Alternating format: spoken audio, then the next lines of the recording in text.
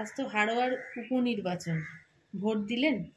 না, আমি ভোট দিতে যাবার সময় পাইনি। আমার একটা কেসের দিন ছিল, আমি সকালবেলা চলে গেছিলাম, এই এখন ফিরলাম স্নান করে, তারপরে আপনাদের সঙ্গে কথা বলছি।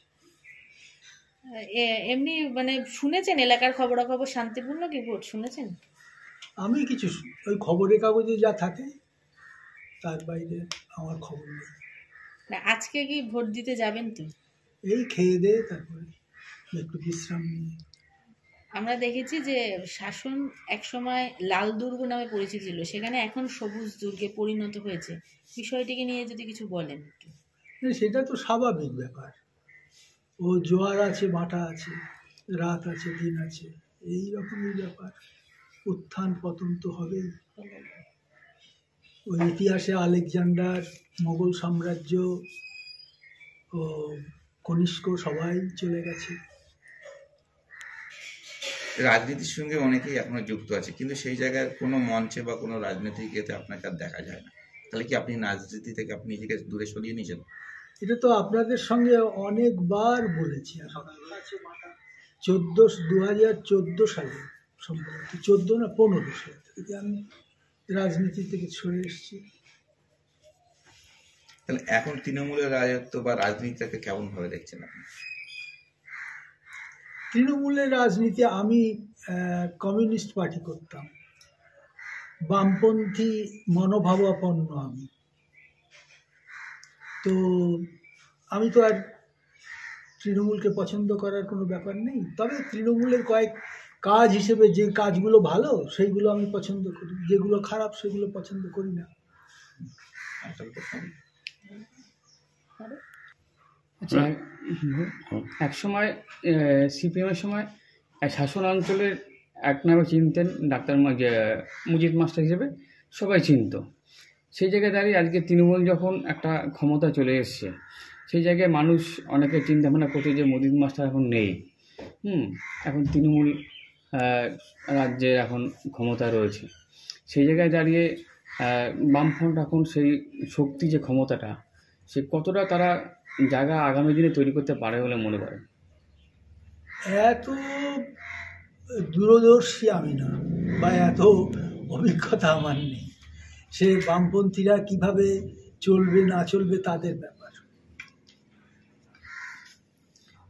তারা চাইছে আবার সেই আগের মতন করে লড়াই করে একটা জায়গায় আসার চেষ্টা করতে চাইছে। সেই জায়গায় আমি বর্তমান সিপিএমকে পছন্দ করি না, একথা আমি সেই 15 সাল থেকেই বলে আসছি, গত 10 বছর ধরে প্রায়। কারণ একটা ধর্মীয় দলের সঙ্গে, এই আমাদের হাড়োয়া কেন্দ্রে বামফ্রন্টের কোনো প্রার্থী নেই। তারা সমর্থন করেছে আইএসএফকে। আইএসএফ দলটার মূল বিষয়টা কি? ফুরফুরার পীর সাহেবদের একজন প্রতিনিধি হোক আর সন্তানই হোক, সে ওই দলের নেতা। এবং এই ধর্মীয়, আমি তাকে আইএসএফটাকে ধর্মীয় দল বলেই মনে করি, এবং না মনে করার কোনো কারণ নেই। তো সেই ধর্মীয় দলের সঙ্গে একটা বামপন্থী দলের, বিশেষ করে সিপিআই মার্ক্সবাদী একটা দলের বন্ধুত্ব সমঝোতা কি করে হয় বা হতে পারে, এটা তো আমার ধারণার বাইরে। তারপরে কংগ্রেস, আমরা যখন পার্টি করা শুরু করেছি বা যখন জ্ঞান বুদ্ধি হয়েছে, 20 বছর বয়স থেকে আমি চাকরি করছি, তখন থেকেই বহির্জগতের সঙ্গে যোগাযোগ আছে একটু আধটু, এখনটার থেকে আরও বেশি ছিল। তা কংগ্রেসকেই মার্ক্সবাদী কমিউনিস্ট পার্টি তাদের প্রধান শত্রু বলে মনে করত, আর আজকে সেই কংগ্রেস হয়েছে বন্ধু।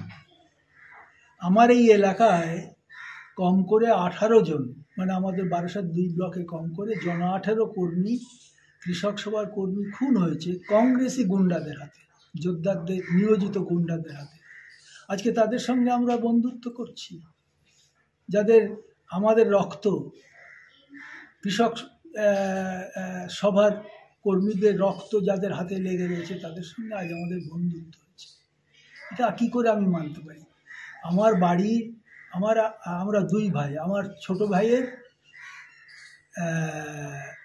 কিডনির পাশে এখনো বুলেট বিঁধে আছে কংগ্রেসি গুন্ডাদের আক্রমণে।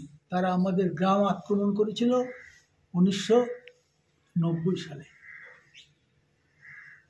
এই দলের সঙ্গে বন্ধুত্ব মার্ক্সবাদী কমিউনিস্ট পার্টি করলে তাদের সঙ্গে আমরা কর্মীরা মিলতে পারি? ফলে সিপিআইএম পার্টি তার আদর্শ চ্যুত হয়েছে বলে আমি বিশ্বাস করি। এর থেকে যখন সে বেরিয়ে আসবে তখনই তার উত্থান সম্ভব বলে আমার ধারণা। এখন কি সেই পুরনো কর্মীরা আপনারা সেই যে সময় কমিউনিস্ট পার্টিটা করতেন সহযোদ্ধারা এখন আপনার খোঁজ খবর নেয়? অনেক নেই। যে তৃণমূলের তাহলে কর্মীরা মানে আপনার সঙ্গে কি তারা আসেন, যা যোগাযোগ রাখার চেষ্টা করে? তৃণমূলের কর্মীরা তো আমি সেই গত পরশুকার দিনকে আমি খবরের কাগজটা আনতে গেছি।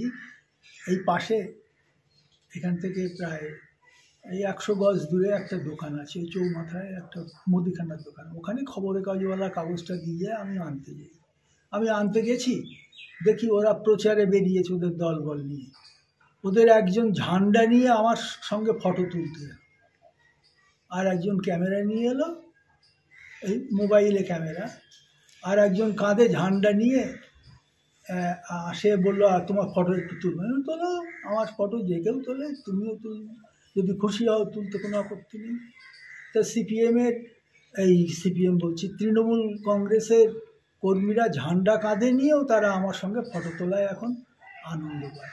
সেটা কি আপনি মনে করছেন যে তারা প্রচার দিতে চাইছে যে মজিদ মাস্টার এখন তৃণমূলে আছে, সেরকমের জন্যই কি আপনার পাশে ঝান্ডা নিয়ে দাঁড়িয়ে ফটো তুললো? পশ্চিমবাংলার মানুষ মজিদ মাস্টারকে খুব ভালো